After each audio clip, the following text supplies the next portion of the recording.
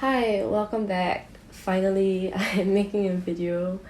I'm so sorry that I have been MIA. I think there's just a lot of things happening, and like making videos is kind of hard because you have to be intentional with what you want to put out in the video and then editing it. Anyway, today I've got my cold brew and I've got some books that I do want to talk about, books that I've read in September. So, just a disclaimer, I am a very erratic reader, so I often read books in a very haphazard way. So, if I pick up a book, I might not finish it during the month itself, but the books I'm going to talk about today are books that I did finish in the month of September, and books that I am currently reading, and there's quite a lot of books that I am concurrently reading, so I'll try to be a bit more snappy with that. So the first book that I want to talk about is this book, Happy City by Charles Montgomerry, Transforming Our Lives Through Urban Design. And if you've watched my previous video, I think a theme that came up a lot was about the environment and how we are living in the environment, more of like the nature aspect. So I think this is kind of a continuation of that. It's really about how we have been building up the city, how we have been in urban environments, how they've evolved over the years, and how they don't really, it's not really suitable or sustainable for us now. I think sustainability is a theme that I'm thinking a lot of today and nowadays. Really sustainability in the sense that how do we maintain a healthy relationship with nature and with the environment without leading to the demise of any one of us, us as humans, the animals with us, the plants and any sort of living beings out there. How do we maintain a healthy relationship with them? And I think one of the biggest learning points I had from this book was really about how a happy city is oftentimes correlated with what makes a sustainable city, a equal city, a friendly and welcoming city. Those things tend to come together, and I think the notion of what makes human living, it is about being social, it is about being connected to the earth. I think those things have been very consistently occurring in the books that I've been reading. So I really enjoyed this book. I have read other kind of city living kind of books before, more of urban planning and living, and the other book that I really want to recommend that is very similar to this is Street Fight by Janet Sadiq Khan. I think that is one of the books that first started my love for urban studies related kind of books, non-fic, and that really sparked my interest in cities, which is kind of like a late interest of mine.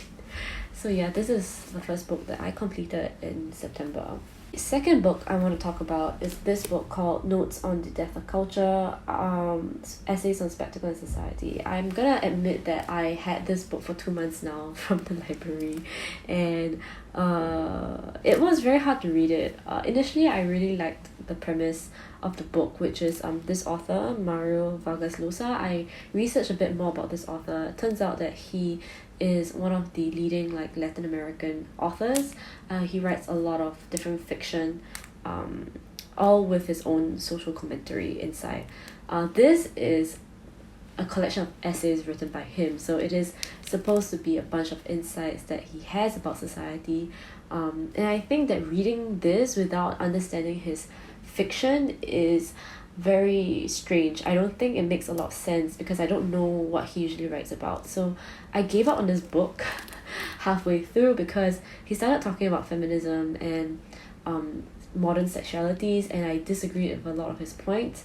I didn't think that he was entertaining a more all-rounded or research kind of point of view towards modern notions of gender and sexuality. I felt that he was being too obviously outdated, and he wasn't aware of the fact that he was really speaking from that kind of outsider perspective. So I didn't like that. I think his first few essays criticizing media and criticizing globalization were pretty legit, the way he substantiated his points. But after that, I just felt like his points just fell through and I was no longer convinced, and so I stopped reading the book. If any of you have read this book or have read his other works and feel quite strongly that I should try to engage with his works again, please let me know. I don't really know much about this field of like Latin American writers. I don't really read beyond Asian or I guess like American authors, so that'll be kind of interesting to look at. But sadly, this was a book that I could not complete. So yeah. The third book that I've completed is this book, Homeless by Liyana, Dhamirah, and this is a Singaporean author. She writes about her experience being homeless in Singapore at a young age while being heavily pregnant, and the kind of roadblocks that she's encountered when trying to find a place to stay, home for herself. And I have seen this book on like Bookstore quite a lot. That's partially the reason why I decided to pick it up, but also because like after you've read the book This Is How Inequality Looks Like in Singapore, I think that's a book that so many Singaporeans have read like lately, as in not everyone but a lot of people have been reading it. I think this is a very good like reminder, and I think if you've read that book you should read this book as well, because it is written from the perspective of someone who has been homeless in Singapore. And I think for a lot of us we cannot like disagree that you don't really hear these perspectives in the media a lot. So I really appreciated that like Liyana, she really rose to the challenge and wrote this book and is now someone who is advocating for these voices as well. I think I read this in just one sitting. It was only like an hour half read for me, and I just think that if you have the chance to buy this book and support her, you know, her causes, I think you should. I would recommend this book a lot. Yeah, I would link down, I guess, the Instagram related to this book in the description box below so you can check it out. Now I am going to go into books that I am currently reading, but I am parking them for September because I am pretty much like somewhat halfway done with them, so I will talk about them. So the next book that I have here is kind of similar vibes to Happy City, right? But this book is called Indonesia, Exploring the Improbable Nation by Elizabeth Pisani. And dude, like I am enjoying this book so much. As you all might know, like my extended family is from Indonesia, but I've been living in Singapore ever since I was born. So like my understanding of Indonesia is oftentimes very fragmented, very like told third person. I would only go back sometimes for family visits, etc. Like I wouldn't really consider myself like a full-blown Indonesian, someone with Indonesian heritage maybe. And so like reading this was kind of intriguing because yeah, I mean, if you think about it, Indonesia is such a huge country. It has so many islands and so many different kinds of cultures and languages and all kinds of people living in the country. And it's wild to think that it's true, like even within the country there's so many different kinds of lives, many different kinds of living, but there's this like friendliness or this personality that is very uniquely Indonesian. I think if you've ever lived in Indo or you are Indo, you might understand what I mean. There's this like kind of a hospitality that the author really talks about. Like she really describes it so well, and this hospitality that extends to non-locals. And so I am like about maybe like 2/3 through to this book, and I can safely say that I really do enjoy it and I would recommend it a lot. Another compliment to this book would be Beauty is a Wound by Eka Kurniawan, and that is also a story of Indonesia but told through fiction and folklore. I think he's an amazing author, but if you're more of a non-fic reader like me and you do appreciate a very good creative non-fic travel memoir thingy, I really recommend this book because it's not just like a white woman looking in. Elizabeth Pisani, like even though she is kind of like a white woman, but she really speaks like from a fondness for Indonesia as a whole, and in her experiences in the nitty-gritty parts and also in the high echelons of Indonesian society. And I really enjoy it. I mean, me being a anthropology nerd, I truly appreciate it when authors can deep dive into their topics with such like humane, like, you know what I mean, like with such compassion and that sense of humanity, that they're there not just to study the people or the community, but to really like give their all to the community and to also give back to the community that they're studying, and to make sure that they're not being misrepresented or disrespected in any sort of way. But honestly, this is from my perspective. You might feel differently if you read it, but I do think that Elizabeth Pisani did a pretty good job of writing this book. The next book that I want to talk about is this book called The Reading Cure: How Books Restored My Appetite. I'm gonna say that this month's books are a bit like scattered. They're not really connected as a strong of a theme as the last 2 months reading. But this is because like I am also doing different kinds of research. And this book came up because I was thinking about how teens and mental health could be represented through a reading list. And this was one of the books I found for that reading list. And it's about how Laura Freeman, as the author, she was diagnosed with anorexia when she was young. But as she continued in her journey to overcome this condition, she looked to classic literature and literature in general, reading about how food is written about and how the characters within those stories related to food, and using those lessons in her own life, and then refiguring out like her relation to food in a healthier way. And I thought that was such an amazing premise. I am at the first chapter of this book and I love it.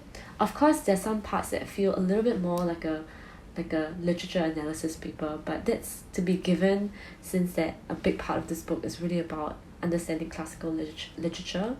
And I just think that it's such a great way it's such a great like non-fic option, because a lot of YA books that talk about mental health are fiction, or they could go the other complete opposite, and it could be like a non-fic guide that is very factual, very very flat.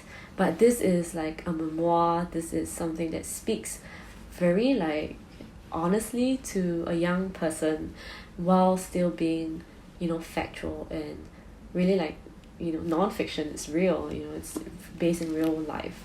So I really like it so far, and I would recommend this a lot.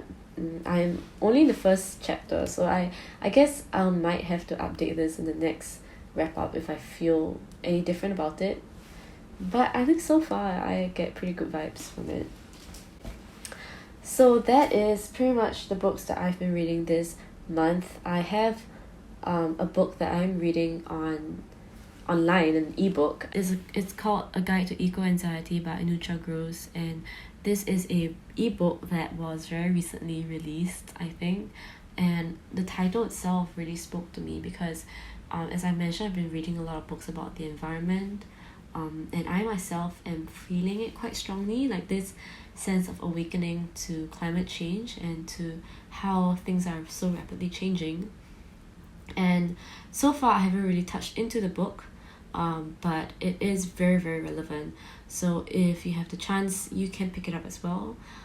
I think that it is one of the few rare books that touch on really like an anxiety that won't go away, because a lot of mental health guides is about reducing the source of anxiety, but in this case climate change is not going to be going away. So it's anxiety that has to stay with you, but how do you channel that anxiety into something that's a bit more healthy and productive for yourself? So far I am liking what I'm reading, and that's pretty much all I have to say about this book. Oh wait, I did read another book. I read another book in September, and it's called The Botany of Desire. I think I mentioned it in my previous wrap up. I don't know why I'm holding this book, but I forgot to mention it. It's an amazing book. I wrote up a longer review of it on my Instagram. You can check it out.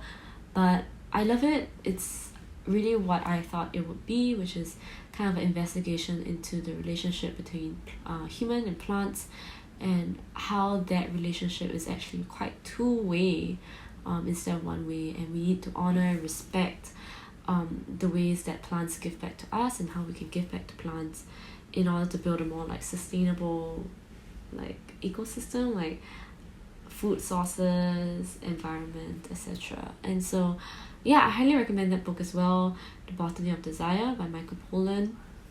If you want to know more about it, you can check out the Insta post I made about it. And so far, I think I've really been enjoying this theme in my life, which is about the environment. As you know, that I'm also gardening a little bit and trying to get out into nature a lot more, and I really appreciate that change in my life. And to read up on the environment, to read up on climate change, I think this is something that we all are obliged to do. It is not because, you know, anyone's a social justice warrior. I think it's really because that is the reality that we have to face, and that we should be equipped for it through our own education, which could be through books as well. So that's all for me. Thanks so much for watching this long video once again. I'm so sorry that I've not been uploading as much, but I hope to continue making content online. And yeah,